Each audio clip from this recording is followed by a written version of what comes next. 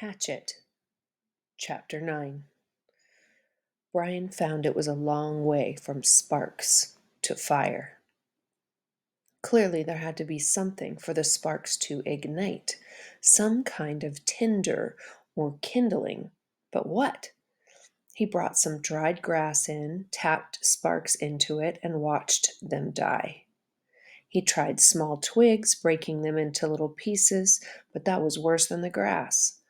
Then he tried a combination of the two, grass and twigs. Nothing. He had no trouble getting sparks, but the tiny bits of hot stone or metal, he couldn't tell which they were, just sputtered and died.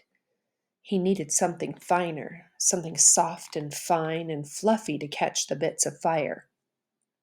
Shredded paper would be nice, but he had no paper. So close, he said out loud, so close.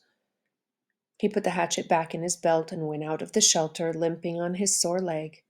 There had to be something. Had to be. Man had made fire. There had been fire for thousands, millions of years. There had to be a way. He dug into his pockets and found the $20 bill in his wallet. Paper. Worthless paper out here, but if he could get a fire going. He ripped the 20 into tiny pieces, made a pile of pieces, and hit sparks into them.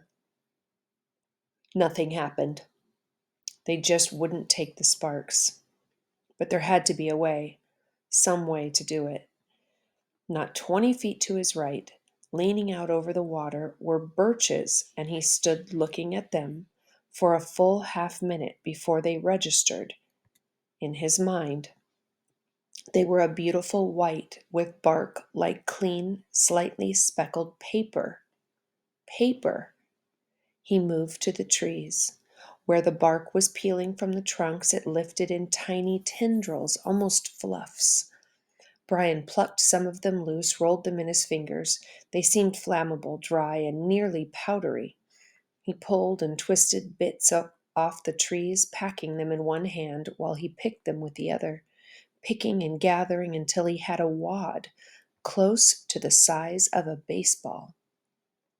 Then he went back into the shelter and arranged the ball of birch bark peelings at the base of the black rock. As an afterthought, he threw in the remains of the $20 bill.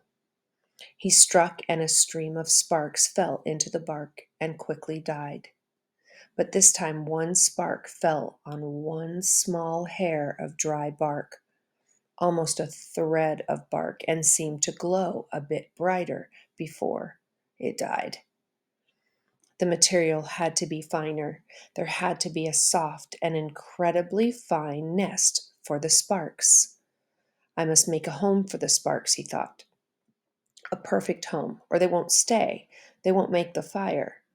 He started ripping the bark, using his fingernails at first, and when that didn't work, he used the sharp edge of the hatchet, cutting the bark in thin slivers, hairs so fine they were almost not there. It was painstaking work, slow work, and he stayed with it for over 2 hours.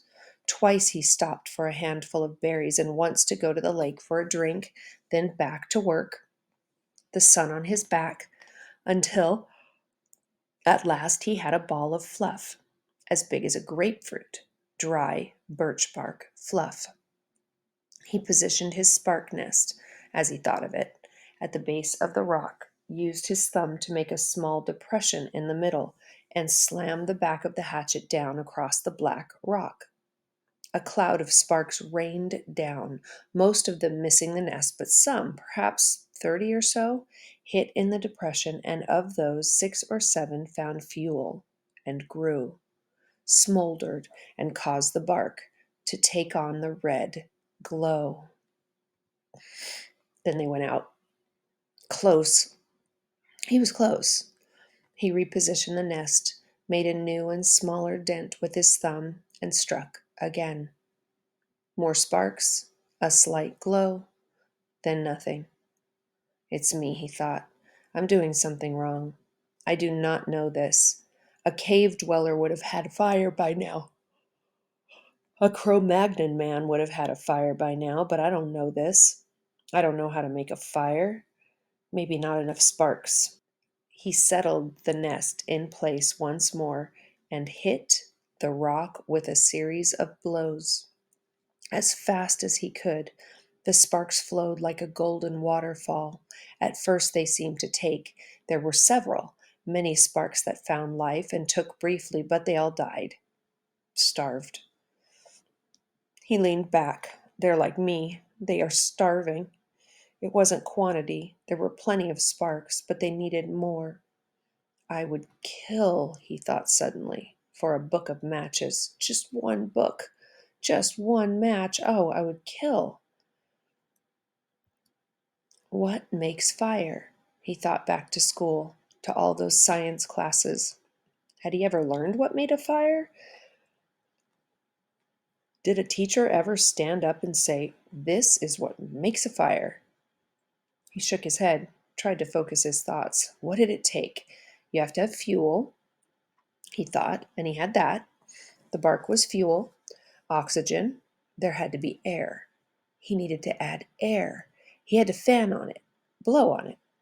He made the nest ready again, held the hatchet backward, tensed, and struck 4 quick blows. Sparks came down, and he leaned forward as fast as he could and blew. Too hard. There was a bright, almost intense glow, and then it was gone. He had blown it out. Sparks came down, and he leaned forward as fast as he could and blew. Too hard. There was a bright, almost intense glow, and then it was gone. He had blown it out. Another set of strikes, more sparks. He leaned in and blew, but gently this time, holding back and aiming the stream of air from his mouth to hit the brightest spot. 5 or 6 sparks had fallen in a tight mass of bark hair, and Brian centered his efforts there. The sparks grew with his gentle breath. The red glow moved from the sparks themselves into the bark, moved and grew and became worms, glowing red worms that crawled up the bark hairs and caught the other threads of bark and grew until there was a pocket of red as big as a quarter, a glowing red coal of heat. And when he ran out of breath and paused to inhale, the red ball suddenly burst into flame. "Fire!" he yelled. "I've got fire! I've got it! I've got it! I've got it!" But the flames were thick and oily and burning fast, consuming the ball of bark as fast as if it were gasoline. He had to feed the flames, keep them going. Working as fast as he could, he carefully placed the dried grass and wood pieces he had tried at first on top of the bark and was gratified to see them take. But they would go fast. He needed more and more. He could not let the flames go out. He ran from the shelter to the pines and started breaking off the low, dead, small limbs. These he threw in the shelter, went back for more, threw those in and squatted to break and feed the hungry flames. When the small wood was going well, he went out and found larger wood and did not relax until that was going. Then he leaned back against the wood brace of his door, opening, and smiled. "I have a friend," he thought. "I have a friend now. A hungry friend, but a good one. I have a friend named Fire. Hello, Fire." The curve of the rock back made an almost perfect drawing flue that carried the smoke up through the cracks of the roof but held the heat. If he kept the small fire, it would be perfect and would keep anything like the porcupine from coming through the door again. A friend and a guard, he thought. So much from a little spark. A friend and a guard from a tiny spark. He looked around and wished he had somebody to tell this thing, to show this thing he had done, but there was nobody. Nothing but the trees and the sun and the breeze and the lake. Nobody. And he thought, rolling thoughts with the smoke curling up over his head and the smile still half on his face, he thought, I wonder what they're doing now. I wonder what my father is doing now. I wonder what my mother is doing now. I wonder if she is with him. And that's the end of chapter 9 of Hatchet.